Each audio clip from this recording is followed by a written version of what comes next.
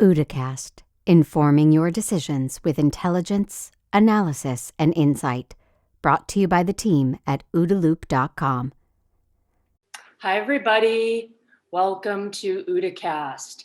Once again, Matt Devost has allowed me to turn the tables and interview him, one of the co-founders of the venerable OODA.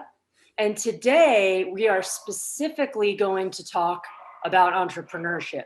This comes on the heels of the last conversation I had with Matt on OODAcast, where we got into some discussion about entrepreneurship at the end. And I said to Matt later, let's do a whole episode, even a series, stay tuned, about entrepreneurs and entrepreneurship and everything he's learned along the way.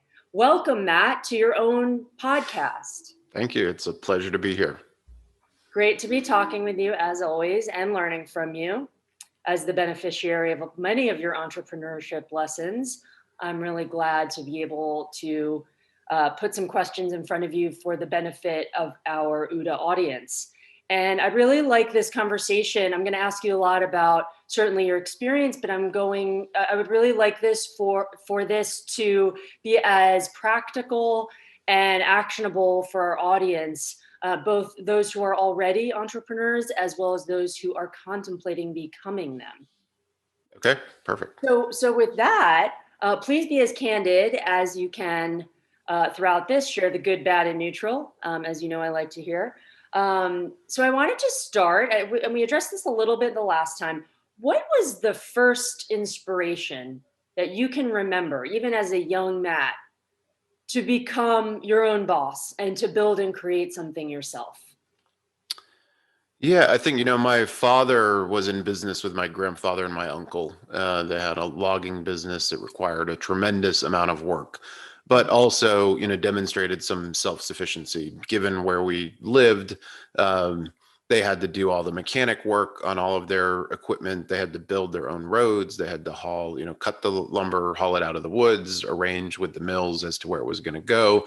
So at an early age, I was exposed to kind of the family business from that perspective. I think the first kind of sign that I demonstrated some entrepreneurship as a kid was when I got my Commodore 64 and I decided to write a game that allowed you to play hockey. So, I was a big fan of hockey. There was no Commodore 64 games to begin with, were a little bit lacking. There was obviously no hockey game. So I wrote one, and then small number of neighborhood kids, in my neighborhood. But when they wanted to come play, I wanted to treat it like an arcade. I would charge them $0.25 to help recover the costs of writing the program. So that, I guess, was kind of my first, instinct with regards to trying to get some of the fruits of my labor.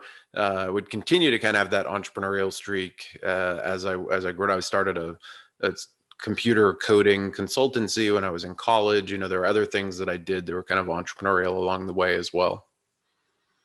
Tell us about your first business, what it was, and what you learned from that experience. Yeah, the very, very first business that I started was something I called Information Age Consulting, IAC. And that was when I was just coming out of high school, going into college and trying to make money that was beyond the construction work and the mowing the lawns and the kind of the stuff that I'd done to make money in the prior summers. So I had noticed that, business use of technology was increasing. There was opportunity there.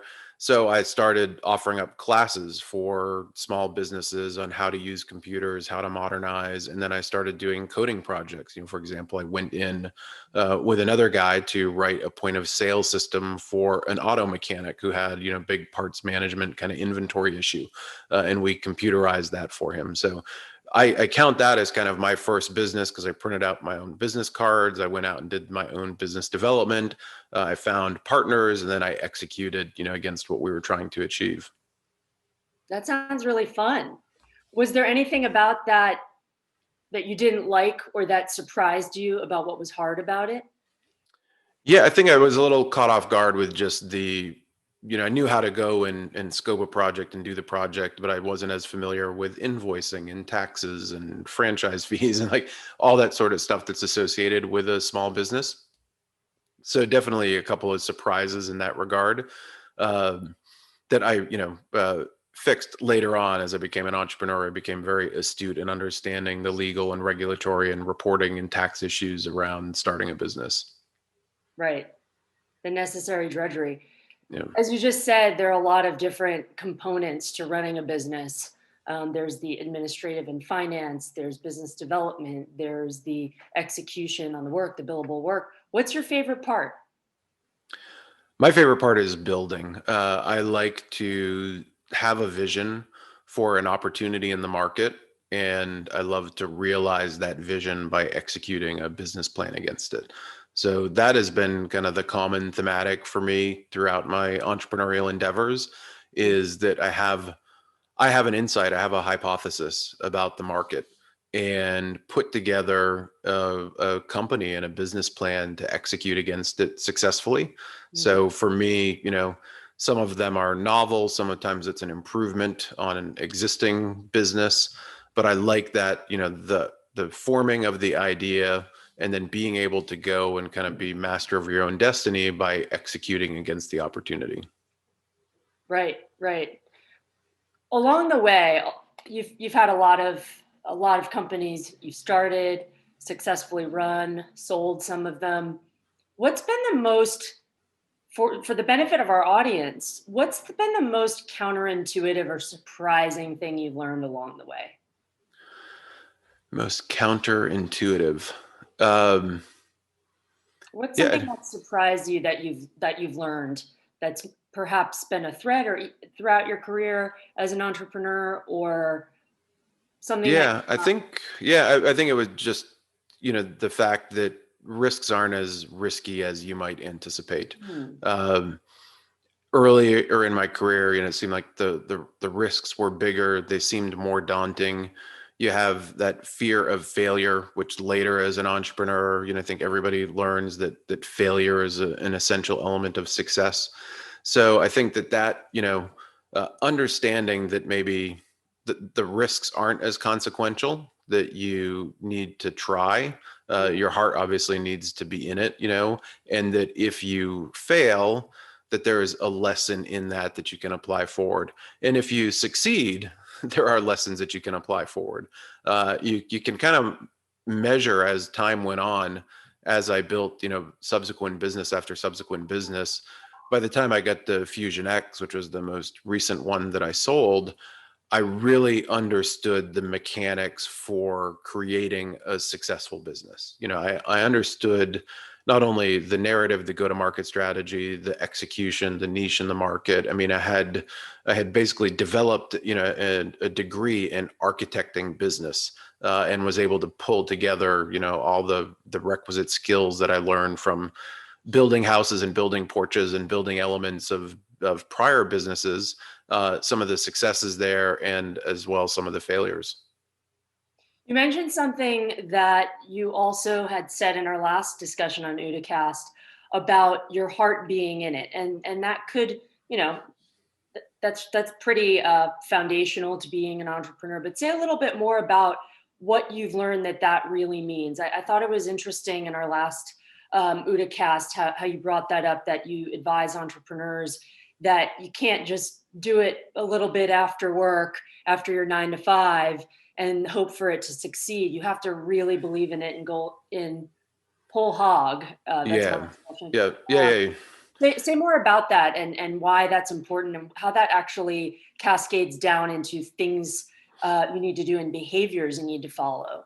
Yeah, I think the passion is important, right? There's some that will argue that it's not the key thing in successful business. All I can say is that it's the key in successful business for me, because to understand the market, to be able to predict where the market is going, it has to be something that I'm engaged in, that I'm intellectually engaged in, that I'm passionately engaged in. So finding that kind of sense of purpose to go and determine a course and then execute against that course. Obviously, I want to believe in that. I want to be kind of all in. The other piece we just kind of alluded to a little bit, right? It requires taking risk. I have a lot of entrepreneurs that have come up to me over the years. They set up a meeting, and I make myself very, very accessible. And so I've talked to a lot, and they'll say, well, how do I know when is the right time to start my business? And I typically will tell them, if you have to ask that question, it's not the right time. It needs to feel like you're being held inside a box with, the air running out. I mean, you need to want to be going to pursue it. You have to have that feeling and that energy to apply to it.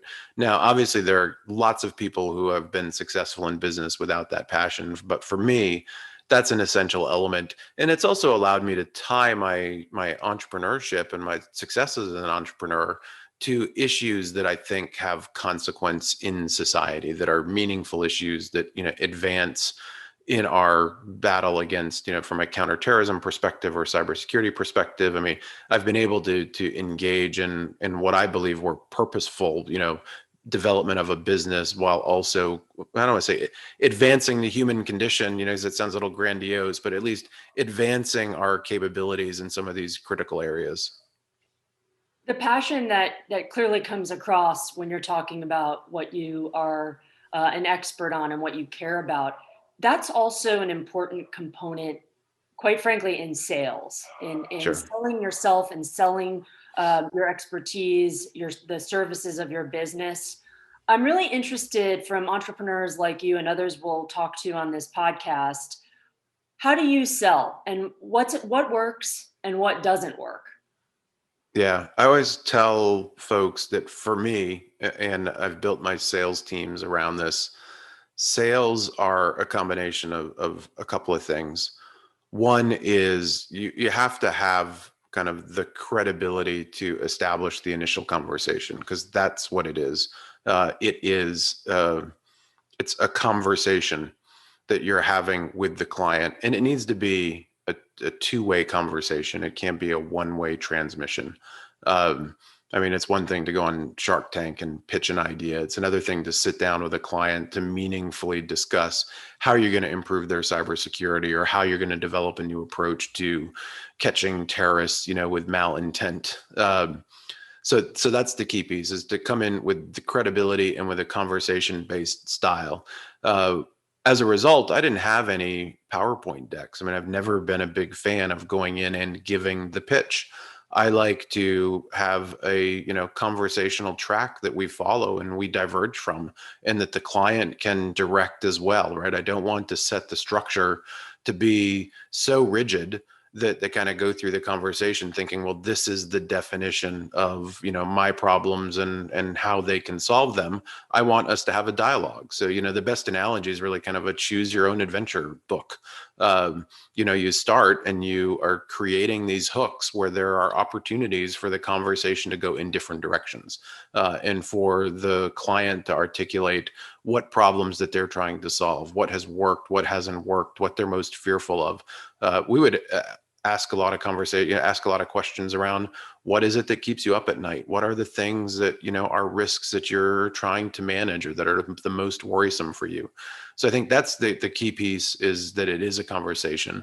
The second element is that, from my perspective, sales are stories. You have to be able to articulate a story to the client that takes them from that perspective of, I have a problem, to I implement a solution, or service, to I have a success.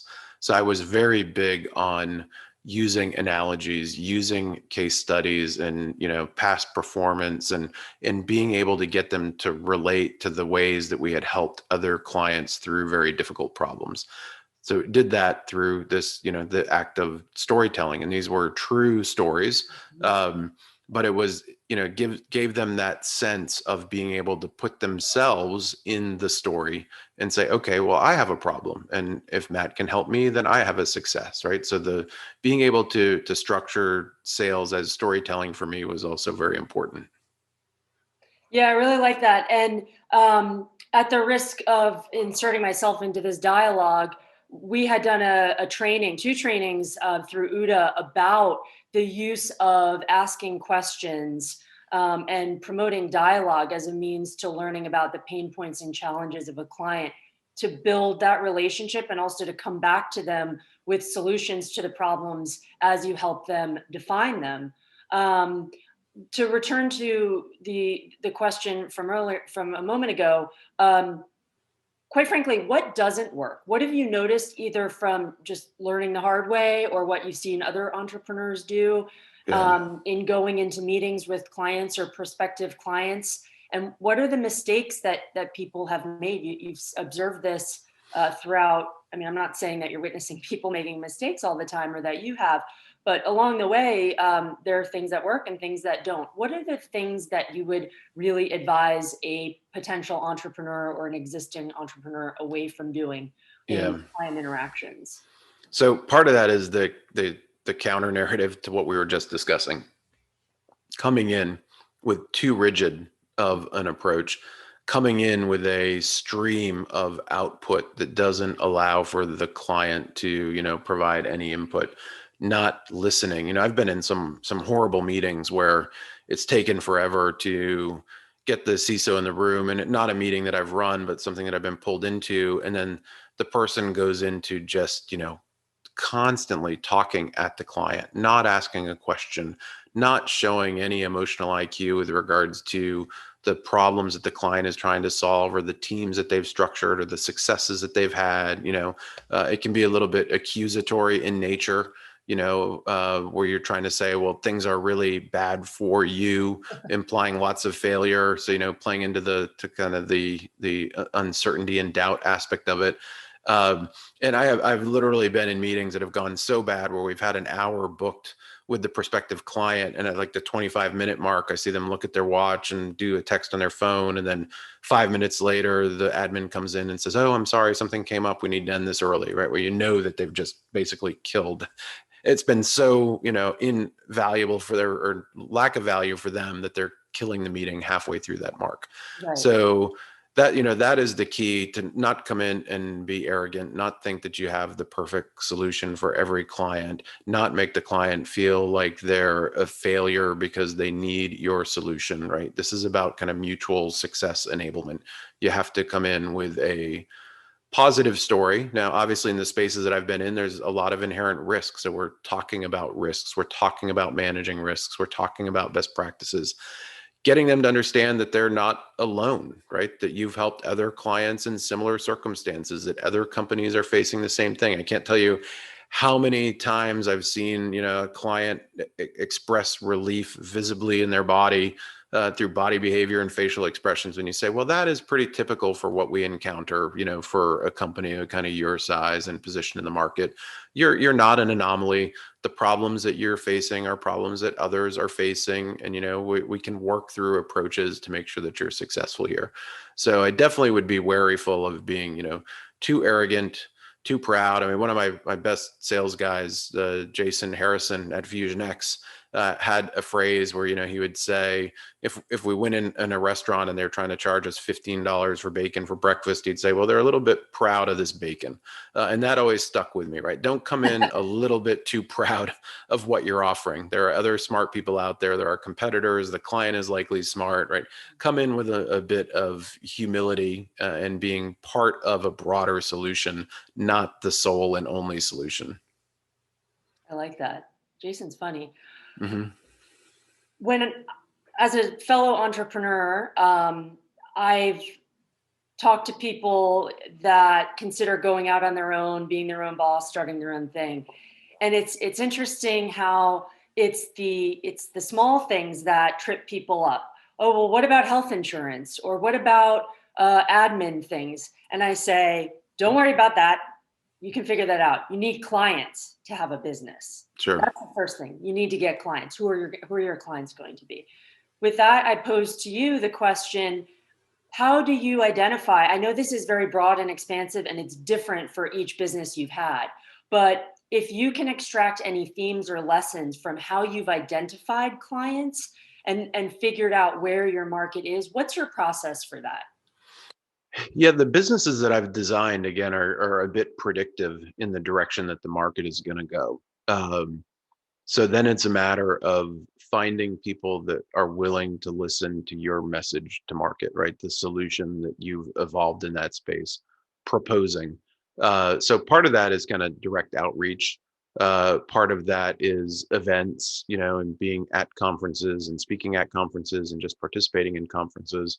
But I will tell you, the most powerful sales engine for me over the years has been the reputational aspect and the network that I've built around kind of my performance in industry, the way I have helped others and interacted with others and been parts of teams. I mean, I get a lot of inbound leads based on referrals, based on reputation.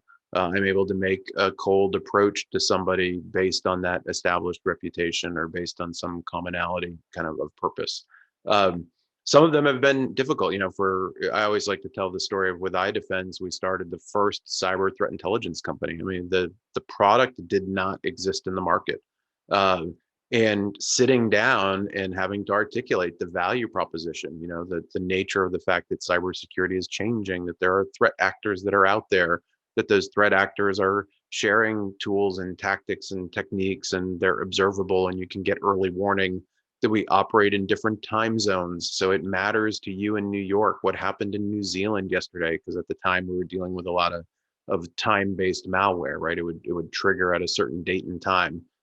So getting that early warning, from countries that were opening well before the United States was important, and finding the right person to have that conversation with, and basically convince them that your vision of where the future is going is correct, and that the solution that you've engineered is going to be helpful to them in reducing risk in that instance or realizing opportunity in other instances.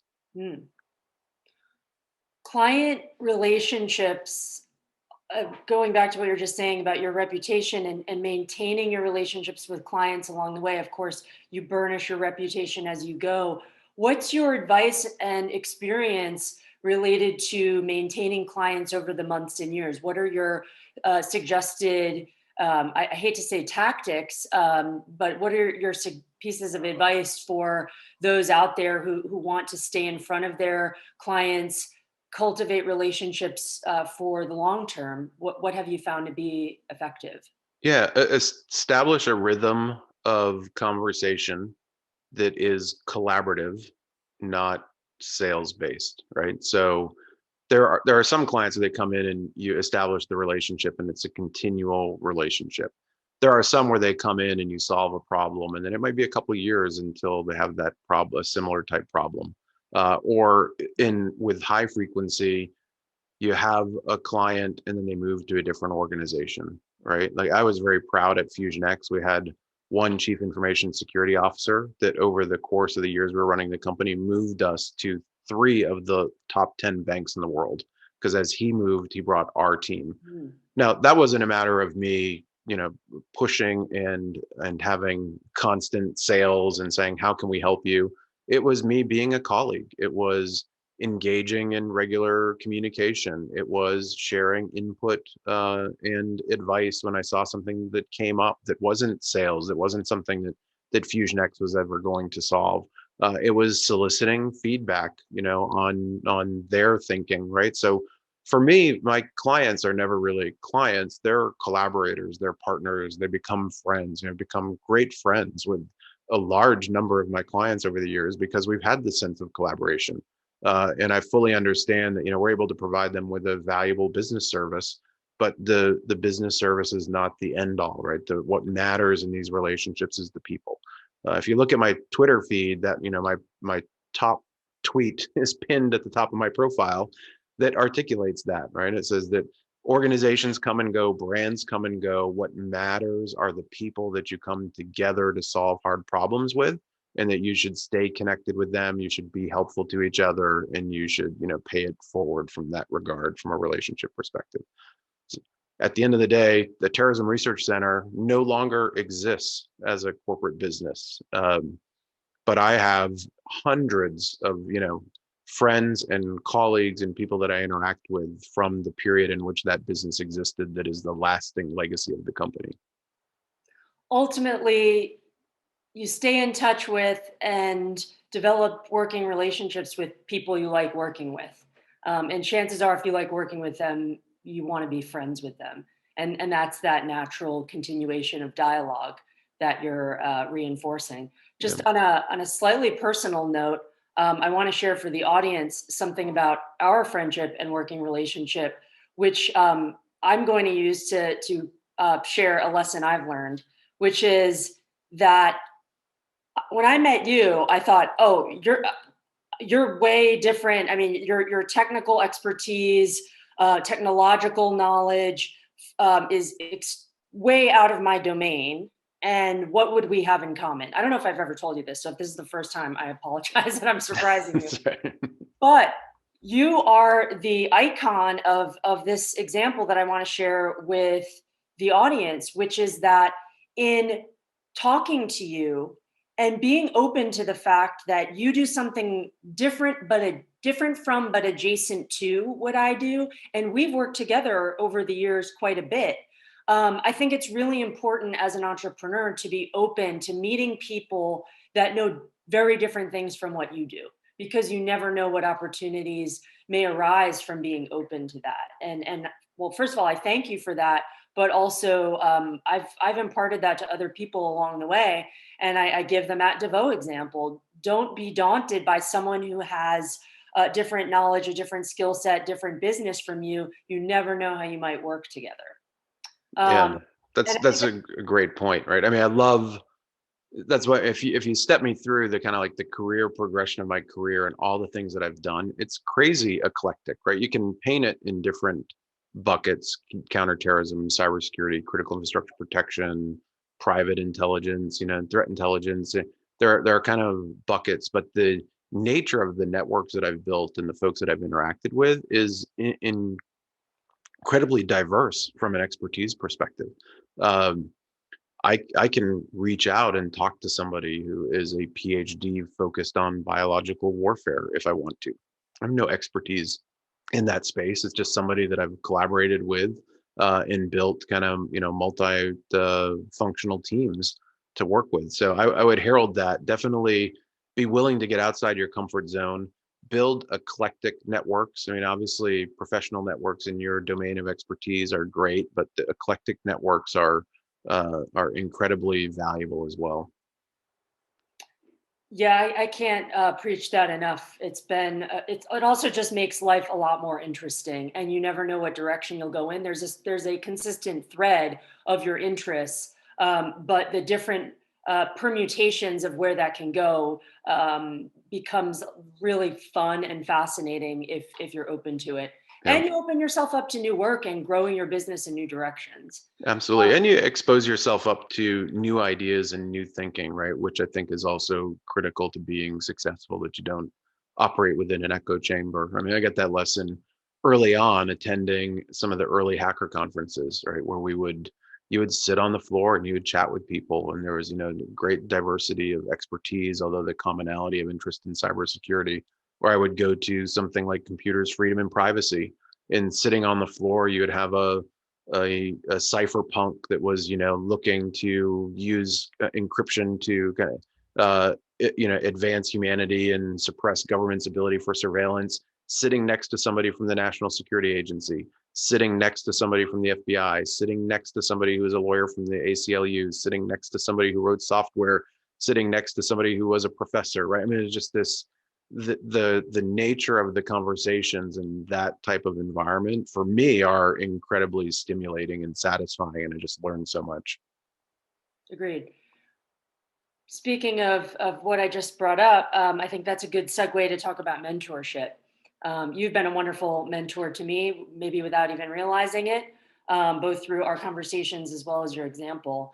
I wanted to ask you about, apart from focusing on specific mentors you've had, and you're welcome to tell us about that. I'd love to learn from you, and I think this would benefit the audience. What works and doesn't work in mentorship? What should people look for, and how should they maintain mentorship mentee relationships? What's really important for it to be an effective and helpful kind of relationship to have? Yeah, I think, from my perspective, I've been both a mentor and a mentoree, right? I mean, I have my generation of folks that helped me.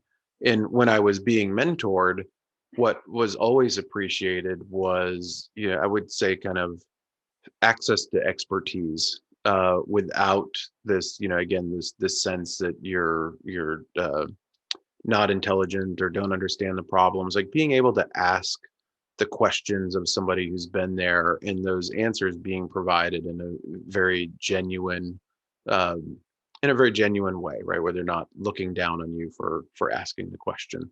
So I think having that kind of trusted relationship, trusted dialogue, I think is important.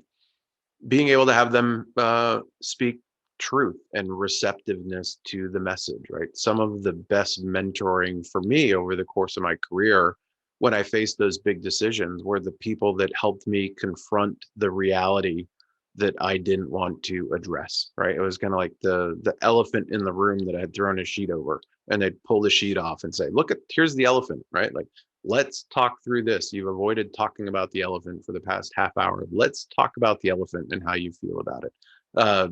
So, incredibly valuable from that perspective. If you're a mentoree, as I evolved over time and started mentoring other people, again, being receptive to that, being persistent in communications, I think is important. I always tell people, life gets busy. I'm a businessman. I'm a college professor. I'm a hockey coach. I'm a father. I'm a husband. If I miss your email, it's likely not intentional.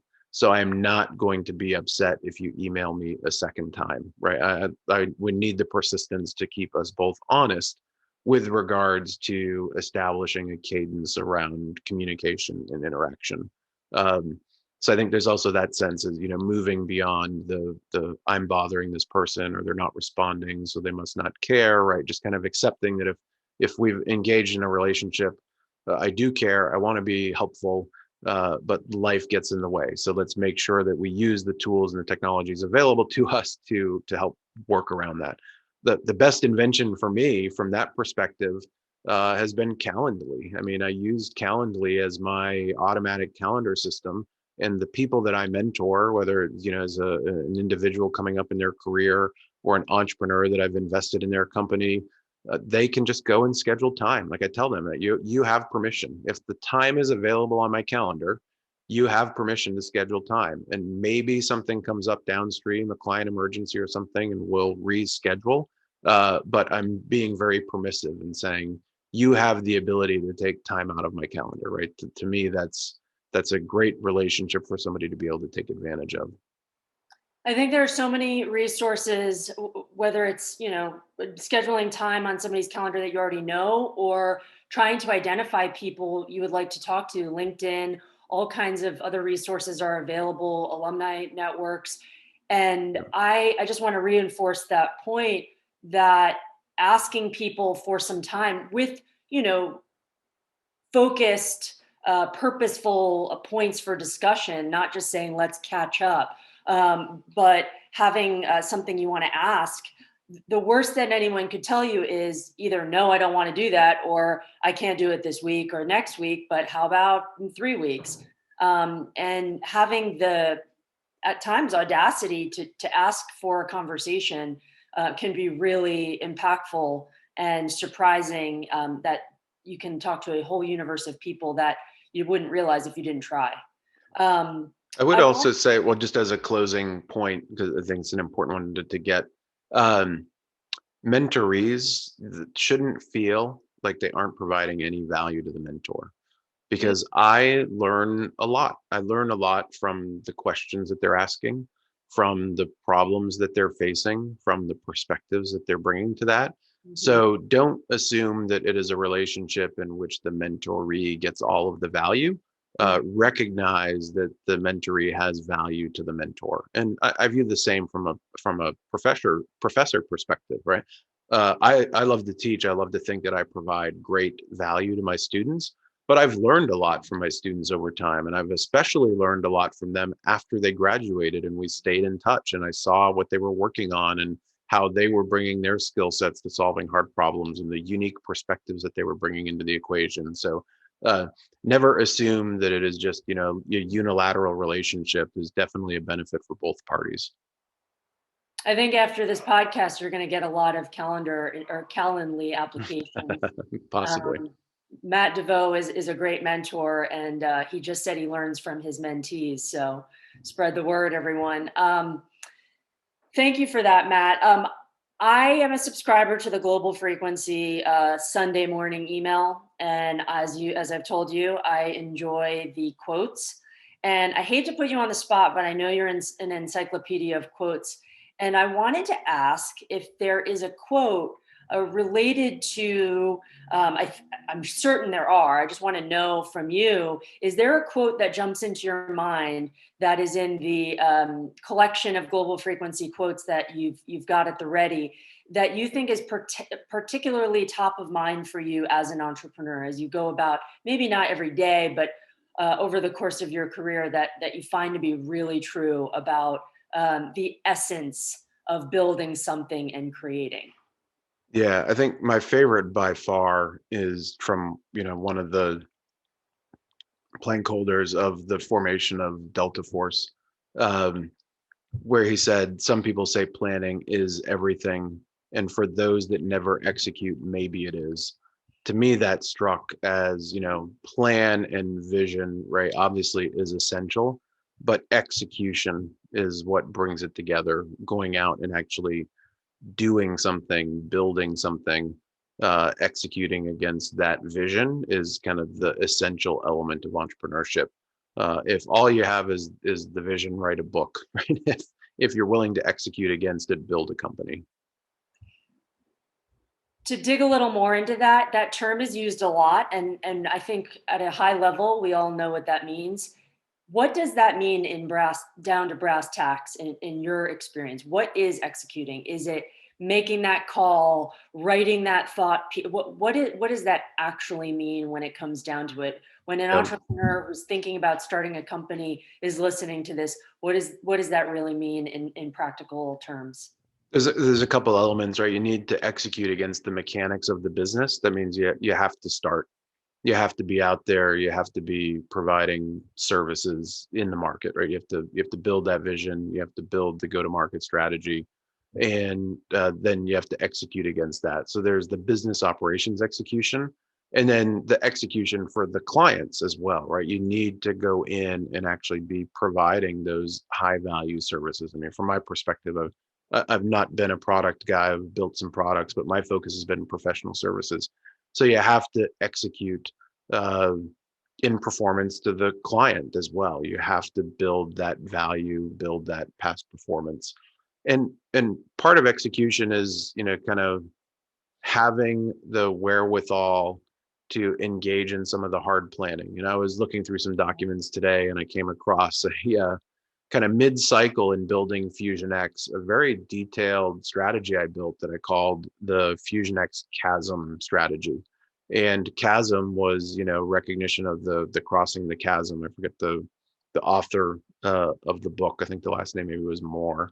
Um, that is a typical problem that businesses encounter, where you have this great runway and you're growing and you're doubling in size, and then you kind of hit this peak where you're either going to fall into the chasm and you're done, or you're going to make some great leap, and then on the other side is the hill that allows you to keep growing. I recognized that and addressed those risks and built strategies for how are we going to survive that. How would we survive if 50% of our clients went away? How are we going to scale up hiring? Like figuring out what are some of the challenges that you need to surmount in the building of your business, and recognizing and building strategies and executing against those. You're not going to get it 100% right, but it's important to have the thought process around that type of not only, strategic, but tactical thinking as well. That's really helpful. Thank you for spelling that out. Matt, this has been a great conversation, as I do in all interviews and conversations I have. Is there anything else that you would like to impart to our OODA audience about your life as an entrepreneur and your advice or encouragement to them before we go? Read lots of books. I think if you find this kind of one commonality amongst entrepreneurship, and entrepreneurs, and time is tough, right? Because you have all these challenges, but you learn so much from reading about how others have built their business, about how they've addressed these challenges. And similar to Jen, as we talked about the diversity and having an eclectic network of people that you interact with as professionals, it is good to have an eclectic reading list. I read very few books about cybersecurity business, but I've read all the books about consulting. I've read the book about the formation of Nike and Amazon and Apple, and right now I'm reading the book about Mary Quant, the woman who invented the mini skirt. Right? I mean, there are all sorts of different forms of entrepreneurs that have faced all sorts of different challenges. So, be eclectic and read a lot so that you can understand how others have solved problems or how they've risen, to the challenge. Can be inspirational as well. Because entrepreneurship at times can feel like a very lonely business. It can feel like a very daunting business. So, there's nothing that can pick you up like a great success story in a book as well. I would add to listen to OODAcast, and not just this episode, but many of the others, because you and Bob have interviewed a number of different really fascinating entrepreneurs across not just cybersecurity, but other disciplines as well. And I found that really beneficial. Absolutely. Yeah. And we try and capture the lessons learned that have allowed them to be successful, and Right. even stories from Exactly. their experiences. Yeah, absolutely. Well, thank you, Matt. Thank you for allowing me to put you on the hot seat and for inviting me into the OODAcast universe and the OODA family. This has been really informative for me, and I'm sure it will be for all of our audience members. Thank Absolutely. you. Thanks, Great. Jen. Thanks for listening to this OODA Loop production. For the latest analysis on cybersecurity, technology, and global risks, please visit www.oodaloop.com.